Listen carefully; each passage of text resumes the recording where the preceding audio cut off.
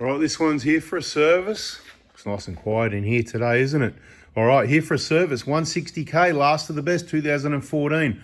Why is it nice and quiet? Well, see in the top left corner, there's a whole heap of packages sitting on the bench over there because it's parts day Monday, but I'm even doing a service on a Monday. This is crazy. All right, so what are we gonna do? It's a 2014, if I remember correctly. December 14, yep. It's got some seat covers, beautiful. It's a nice color. It's about just over 10 years old, and I've never seen it before, and it's new to the owner as well. So we're gonna have a bit of a look around and see kind of a bit of a post-purchase inspection service type service. So that's what it's here for. I can't help everyone, I can't do everyone's vehicle, but the once a year inspection, if you want to run my eyes over it sort of thing, or you've just purchased a car, this sort of thing. So it's done 160K. Technically, it's due for that rear fuel filter every 20,000 if you don't know about that. Look, just subscribe and turn their bell on so you don't miss the important information, not just on these vehicles, but especially on these vehicles, okay? But the fuel filter has apparently been done. So what we're doing here, I'm not going to use the word minor service. We don't do anything minor here. We're good, not cheap, and we do things properly, thoroughly. Doesn't mean I can fix battery wiring that I'm not happy with, and stuff like that, and you know what I mean, and covers that don't go on batteries because wires are hanging off in 1, 2, 3, 4 different directions, so the cover just falls off. So then you know you're going to end up shorting something out, you know what I mean. So the cutout, see it's at this side, so straight away, right? So this one's sticking it, no good, right? So they all just really need to be, you might get away with this side because it's got that little bit there, but that one there's the problem, right? So that, it's really got to come around, but it's kind of not my job. That's extra work, extra time, extra money.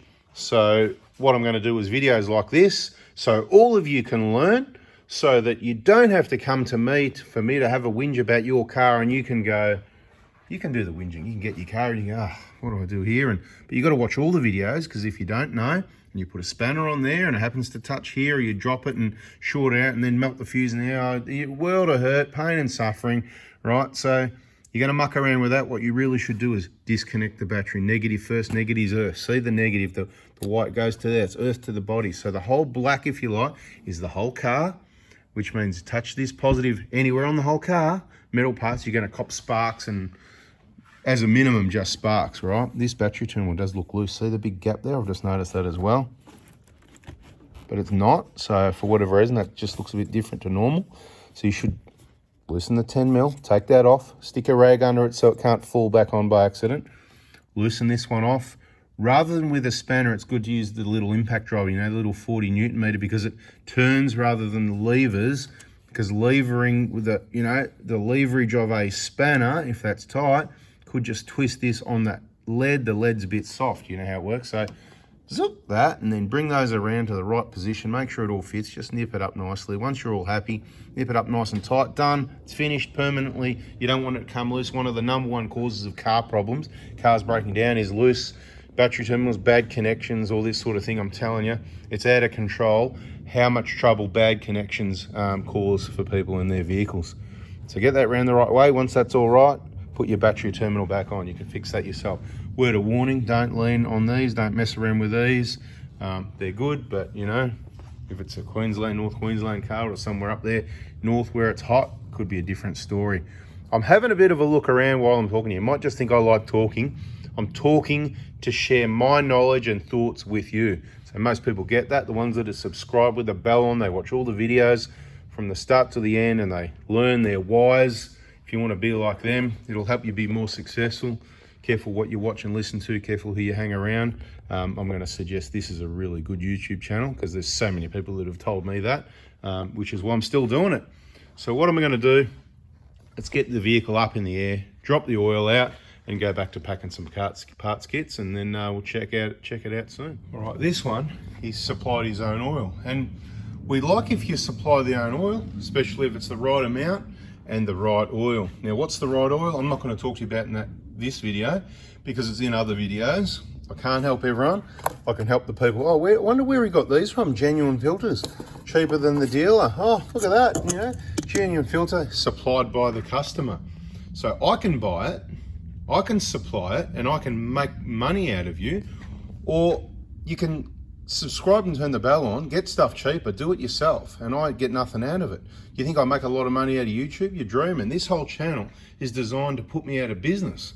So don't forget me at my birthday and Christmas with your gifts, because I'm not making enough money, you know? So, well, maybe I am for the people that don't listen, or the people that are actually, I suppose, extra wise and they just go, I'd just love it if you could do it. Anyway, whatever, you get the picture. The idea is, there's the information, right? This oil, no problem.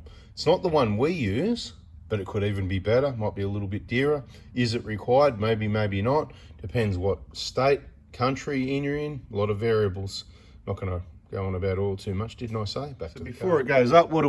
We've done this before, we're not gonna waste too much time. Pull the dipstick, take the cap off, so then everybody knows it might not have oil in it. Let's have a bit of a check around. You're not a vehicle technician. I didn't say that you're qualified to service your car or it's gonna be safe. But if there was a car that you're going to service yourself, these Toyotas, especially these cars right here in front of us, my favorite engine, is probably the one that's going to give you least safety issues of where if you do basic maintenance, you're going to be bloody safe. Now, first things I'm just going to quickly look at. I'm going to be looking at the brake fluid level. I'm going to look at the battery connections, battery levels if it's relevant. I'm going to be looking at the coolant level. If it's down, I'm going to be looking down there to see if there's a water pump leak. There's a slight little thin line there. Could be the water pump starting. See that white line in the middle of the picture on that timing case? I haven't got my laser pointer. Anyway, you can see it, right? And you know, the people that can't see it, they're already gone anyway, right? They're lost. No oil leaks there. It's due for injectors. It's 10 years, 160k. Of course it's due for injectors. It's a good engine. It's got the latest revision of pistons we had in Australia. It's got the latest injectors, but like all diesel engines, they're wear and tear items and they're due for replacement now because I said so. Coolant, it's maybe been done once, looks pretty average, might not have ever been done, I don't know, because technically coolant's due at 160 as well. Doesn't look like it's ever been changed to me. It looks like it's 10 years old. But I'm under instructions on what I'm servicing and that sort of thing. And everybody's on a different budget as well. They've got different things they need to meet with their, you know, they obviously get paid and, you know, what they've got to fit into that weekly budget. But by watching the video that gets made on your vehicle, you can then maybe work out, or watching all the videos, you can go, well, when I pick up the car, I'll just grab a couple of bottles of coolant off Anthony and I'll just do it myself. A lot of people do that. So instead of costing a couple $100 with the coolant and the labor, the time it takes to drain it, refill it, bleed it, that sort of thing, it might just cost you $80 or something like that, right? So, because I look at that and I go, that is the lifeblood of looking after this cooling system, engine, Welsh plugs, head gaskets, alloy heads on the V6s, all alloy blocks, engines. You don't want any corrosion. That stuff, doing it every year, every 2 years, whatever, once they're a bit older, like at this age, I'm concerned that hasn't ever been changed. So there you go. But that's how good it is. It's not all rusty, it's not all whatever, it's going to be good still, but the point is, it's going to go downhill from here. We're not going to get it all out. We don't want to flush it with dirty old water. We want to just drain it from both plugs if you can, or if you do the BFE, it's due for the BFE, isn't it? I mean, might have had the time belt done at 150, but it wasn't genuine because there's no sticker there, or it wasn't done by a genuine mechanic, was it? Because there's no sticker there. And that wouldn't have replaced the coolant, the belt, or anything else, where we get all this out, reverse flush the radiator, clear it all out. You know how it works if you watch the videos.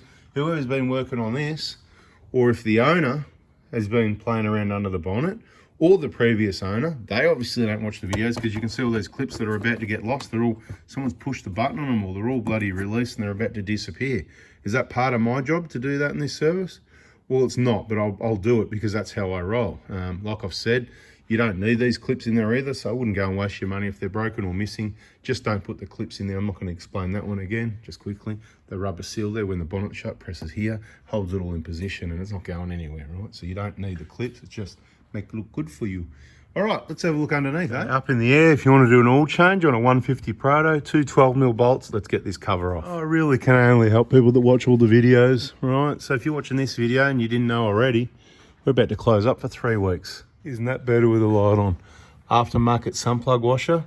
I mean, anyway, we'll have a look at this in a minute. I'm going to drop the oil out now. Just watch it when you drop the oil out, because see, it can come out crazy fast like that and go all over the joint. When it's really thin, this 540 stuff, when it's hot, so just be aware.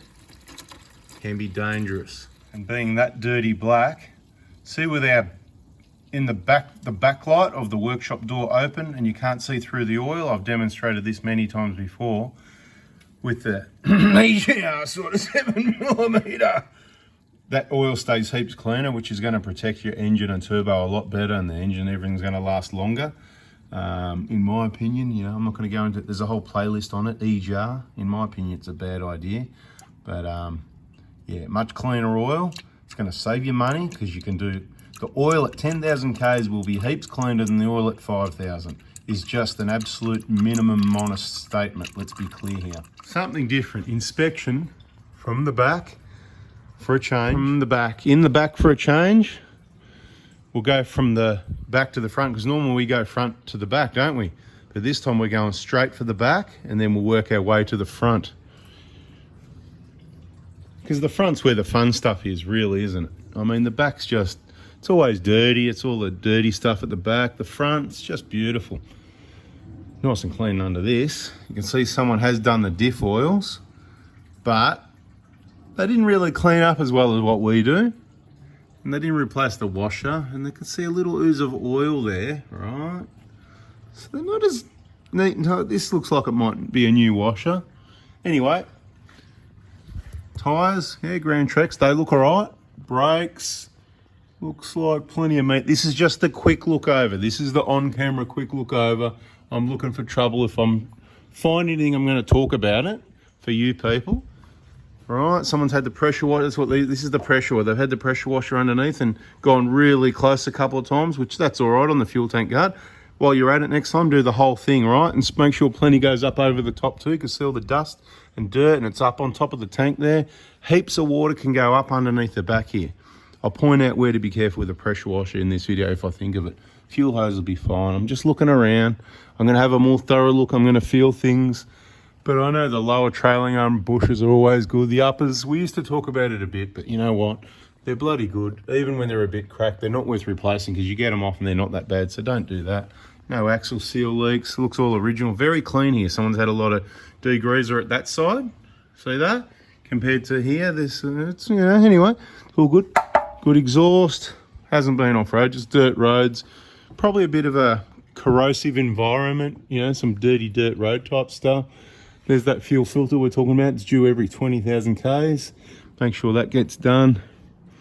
Or you might have fuel transfer. And don't let a dirty pig do it either. And don't do it when it's dirty, because if people are dirty and dirt, the whole reason that's there is to prevent dirt getting to the transfer system. So if you've got dirt in all your plugs and clips and stuff like that, then you're just going to cause a problem. So you really got to, comes back to watching all the videos and listening to me speak, or you lose. And careful who you take your car to.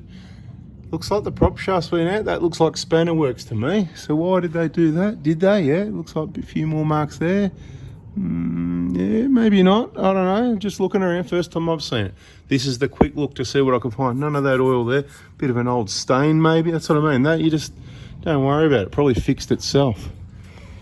Pretty clean up there like always. I'm looking for trouble. Dust, dirt, whatever, blah, blah, blah. Bone dry pan, no bolts missing even at 10 years. Original gasket, hasn't been touched, I think. Yeah, it looks original, 100%, although there is a little bit of that orange at the back there. No, that's probably from the join within the back housing section. This part here getting glued onto there, if you know what I mean. Turbo, bone dry, so that's a good one. Bone dry, clean engine. Let's see if it's got the plug on this here. No plug, see the later one? Another reason why it's lasted the best. They are just absolutely awesome, these vehicles, right? Drive shaft good, pads, plenty of meat on the front pads as well. There's no issue there. Lower ball joint, bit of a sweat. It's just from the grease, because someone keeps throwing grease on there. Wouldn't bother doing that. I've said that in other videos. Same thing here, just going to make things look. It's got original suspension, overdue, needs to be changed for safety. Safety triangle, I haven't said this for a while. Tyres, brakes and shock absorbers is the safety triangle. Your tyres can't grip the road and your brakes can't work if your shock absorber's not holding, controlling this tyre, staying in contact with the road surface. Right, that's all I'm going to say. I'm not going to waffle on about that one too much. It's in the suspension playlist. There's all these playlists. Okay, just looking around. You want to have a look at these bushes, don't you? Right, looking good. A little bit of a split on the inside there, so it's hard to see. How to get the light? Let me get this angle. Might be a bit better. So the split, left side of the picture now, the split just starting. So it's about maybe a third. And you know, it's a mirror image over this side, isn't it? Just a little bit. You can see the split right in the middle of the picture. It's about 20, 25%. Let's have a look at the front ones. They look a bit out of position, actually. Been a bit twisty, but smashing speed humps, I'd say, is what that looks like. The front one gets hammered when you hit the speed humps, particularly on the brakes. It gets hammered. Front tyres, getting low. I'll be getting rid of them soon. Family safety and everybody else's family. Front tyres, yeah, a bit low. Let me just go back to this back one because it was a Grand Track and that's not a Grand Track. That was a Cooper. So we've got a mismatch here. The right rear's low as well. Oh yeah, the other Cooper's on the spare now. And the spare left rear is the only one that's any good, one of the original tyres, no doubt. Yeah, it's time to probably just get 4 new tyres, put the left rear Grand Trek back on the spare. If you're not going off-road, just get 4 more of these because they work really well. Fuel efficient, safety, all that sort of thing. Not much to see here, is there, right? So what do we need to do? I haven't shown you this for a while. We need to look at the oil pickup, don't we? And we don't want to get dripped on. See that thing up there, that mesh? Every vehicle, every motor, it's not just these, but you know, every motor vehicle, hit the like for the bloody camera work, mate. Look at that, people. No cameras needed. You just use your eye and you go like that and you go, it's all clear. That's the good news. But you certainly want to replace those injectors, right? Now, of course, part of the service under here, we're going to lubricate the driveline. We'll go through this again quickly. Just keep hitting my head on things. It's like I need a higher hoist or something. Who made me this tall? There's a grease nipple there. There's another one. It's all hidden. It's all hidden for you, right? Where is it? No, it's gone. It's hidden.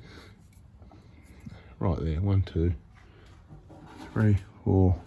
There's 6 on the Prado. That's right. Might be some more on Hiluxes if you're lucky. Right, it's all looking good, mate. All right, we'll keep this one rolling. We'll have a bit more of a look around underneath the bonnet, but what a great car, right? It's only just over 10 years old. That's right. Water, pressure washer. If you're washing, don't ram the pressure washer in between where things move, right? In behind there's a seal, right? Generally, you'll be okay here because there's nothing going on there. So it's at each end of your prop shaft on the transfer case up here. Don't ram water up there. Same on this end of things as well, particularly this one. This is the one because it's lower. People get mud there. It splashes off the tyres onto this, whatever, and then dirt and debris go in here and it gets all dirty, and then eventually the dirt gets in and it leaks. Then the prop shaft's got to come out and pull the yoke off and change the seal and bada bing bada boom, put it back exactly how it was. Careful if you're doing that, but just avoid it. So lots of water. So the hose on showering, lots of water running over it will just dissolve it and hit degrease it, help dissolve it, but do not put pressure. You can put pressure on the prop shaft, on the pan, here, whatever, but don't put it right here like on that back fuel tank. Otherwise there will likely be trouble, if not this time, another time. Getting pretty boring under here. We'll go back up the top. Aftermarket service equals aftermarket washers. Well, genuine wash, it just looks so much better, doesn't it? Just quality, mate. Why muck around? Gets a new wash. All right, back on the ground for some hot tips for people that hung around. Like I said, April, the middle 3 weeks, we're going to be closed. Don't text me, ring me, or anything about anything. If you're a client, use the VIP group. It's gold. Thousands of people in there in the same boat. You can all help each other out. The videos are there. It's an awesome system. That's where you want to be. Now, oil filter, you can see that's where it goes down in the middle there. Couple of tips. Taking the oil filter off. If the engine oil is hot, you switch off your engine, wait at least half an hour before you change the oil, and then it'll come out pretty much like it did before. Not too hot, not too bad. Leave it a little bit longer if you want. You want it warm, not too hot, but you don't want to start from cold and just warm it up a little bit, okay? You want nice hot oil, so then switch it off so everything comes to the bottom. You want to let it cool down enough so you don't get burnt, so half an hour to an hour, depending on how hot you got it and your climate there at the moment, if it's winter or summer and all that, right? And drop the oil out. And I suggest you take this oil filter off after at least half an hour or so. So A, it's cooled down so you don't burn yourself getting your arm down here. Half an hour to an hour even. So you don't burn yourself on this hot coolant on this here. Don't bump these plastic things too hard because people break them. I think it's more of a North Queensland thing. We've tested a few, haven't had any issues, so just be careful of those. Don't bump these vacuum lines further down here and bust it. There's a clamp missing off this one. It's not even there. right? The yellow and the pink, see where they go. There's meant to be a clip clamp thing there, but it's gone, so it doesn't matter. But the point is, and don't bump the plastic, there's plastic VSVs. Just get your eyes down there and have a look around at the things plastic things that you don't want to bump before it's too late, right? Can't really show you the hoses and everything's in the way. Then, if you do that, you won't have all the oil running out of the oil filter into the overflow, which people have over the years, and then it won't need to run out the tube underneath out to your oil drain cover because you've already got it back on the ground. Maybe, depends if you're working on the ground, you've got the cover off and the sump plug out still and you can do this. But in my case, I've got the sump plug in now, the cover's on, I don't want oil leaking down there, it's going to fill up the bash plate, right? So I've either got to be really quick or make sure I get the timing right, which is why I'm spending the time to tell you this is how you do it. I've lifted that off, didn't leak any oil anywhere. You can have a close look there if you like. See, it's dry below the oil filter, if I can try and hold that camera still. Getting a bit excited, got the shakes almost, right? Give it a wipe. I've given it a quick wipe. Now I get my clean rag, give it another wipe. Then you get your new oil filter plastic off. Don't forget to take the plastic off. And you screw it on hand tight as you can. And the genuine filters, that's what leaves that mark. See on the alloy there around the outside? That's the O-ring squashed in the outside casing of the oil filter making contact, okay? No issue with that. Hand tight, if that hits, it's not going anywhere. Happy days. Oil filter on, please. For all the awesome people that waited around, I'm going to give you all the discount codes that I can think of anyway. There's probably more. If people watch videos and I forget stuff, please put in the comments for everyone. Where do you get your oil cheap? Whatever auto store's got it on special half price. Stay tuned on things like Oz Prado Crew, Oz Hilux Crew on Facebook, our groups, because people often share those specials. Super cheap matches and beats prices, blah, blah, blah, whatever. So get your oil on special, stock up. Oil filters, lsiauto.com.au, discount code 4B4-2025, FOURBY 4-2025 for the discount. What are the discounts? Every battery, if you ever need a battery, and I love the Optimus, if you ever need a battery, every battery, I go to Heidelberg, any of the every battery stores in Australia, just say Oz Prado Crew, I'm meant to get a discount, it's meant to be at least 5%. Here's your online price, it's only $300. I should be getting a discount off that because Anthony sent me. Give them a hard time, they'll give you a discount. Just sometimes they don't know about it, some of the staff. If any of the staff don't know, just say, ask Ray about it. Ray is the man. Anyway, that takes care of batteries, oil. What else we got? Oil filters, we did LSI. They got some other parts there on LSI as well, but you know, I don't know all the parts and what they've got. Bada bing. All right, and the latest one was the discount code with K-On. K-On. You know, everybody knows K-On. I don't see any K-On gear. What's going on here? No K-On gear. What's going on here? There's no K-On gear. What's going on here? Not much if you haven't got K-On gear, but once you know about the K-On gear, you might like the discount code, and it's 4B4 diesel, you know, 4B4 diesel, just like the YouTube channel.